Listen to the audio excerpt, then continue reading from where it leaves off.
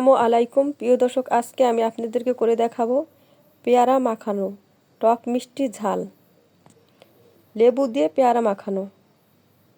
এখানে আমি একটা লেবু নিয়েছি, এখানে লেবুর অর্ধেকটা লেবু আমি একটা পেয়ারায় দিব। দেখতে পাচ্ছেন পেয়ারাটা বেশ ভালো বড়। আর ধনেপাতা নিয়েছি ধুয়ে, এটা কুচি করে কাটবো। আর এখানে নিয়েছি চিনি, এখানে নিয়েছি লবণ, এখানে নিয়েছি বিট লবণ। এখন আমি পেয়ারাটা আর লেবুটা কেটে নিব, ধনেপাতাও কুচি কুচি করে কেটে নিব। ইফতারের পরে টক মিষ্টি ঝাল খেতে কার না মনে চায় বলেন? সারাদিন মুখটা নষ্ট হয়ে থাকে, তার জন্য এই রেসিপি করার।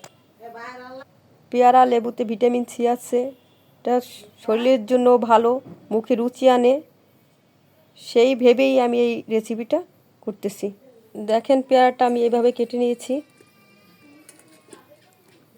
এটা ধনেপাতা, ভয়ের কিছু নেই, ভাইবেন না জন্য কিছু, তার জন্য বললাম আর কি।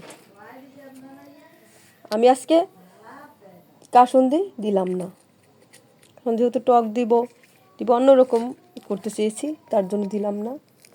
ডিফারেন্স কিছু, সবসময় তো কাসুন্দি দিয়ে মাখাই, অন্য একদিন দেখাবো কাসুন্দি দিয়ে মাখানো। আমি এখানে দুটো মরিচ নিয়েছি, দুটো মরিচ আমি হাতের উপর গুঁড়ো করতেছি। হাতের ভিতরে মাখানোর স্বাদই আলাদা।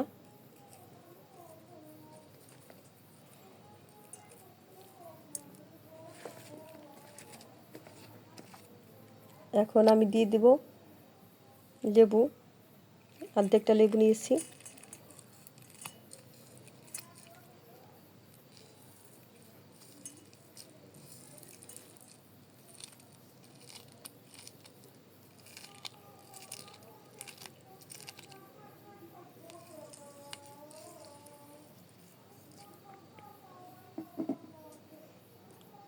দিয়ে দেব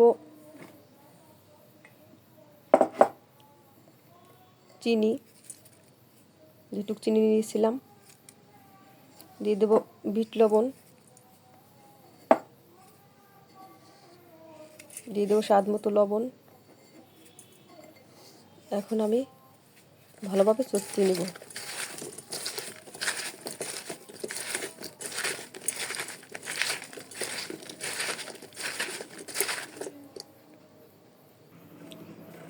দেখেন আমার পেয়ারাটা মাখানো হয়ে গেছে।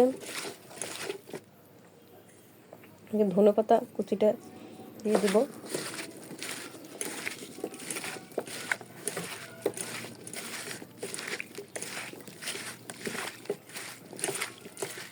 এখন আমি হাত দিয়ে দিতেছি, পরিবেশন করব।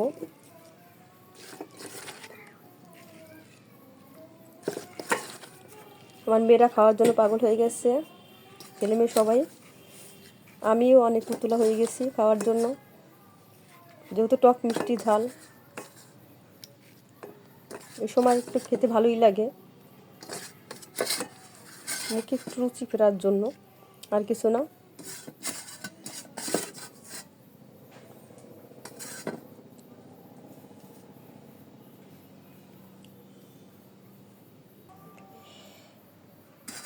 এখন আমার ছোটো মেয়ে খাবে, খাও।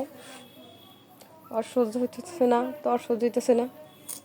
কিরকম হয়েছে মামুনি? দারুন, সত্যি দারুণ না মিথ্যা তো বলতেছো? সত্যি। আজকে এ পর্যন্ত, আবার নতুন কোনো ভিডিও নিয়ে আপনাদের সামনে উপস্থিত হব, নতুন কোনো রেসিপি নিয়ে। আল্লাহ হাফেজ, আসসালামু আলাইকুম রহমতুল্লাহি ওয়া বারাকাতুহু। তার আগে খেয়ে নিব, তারপরে অন্য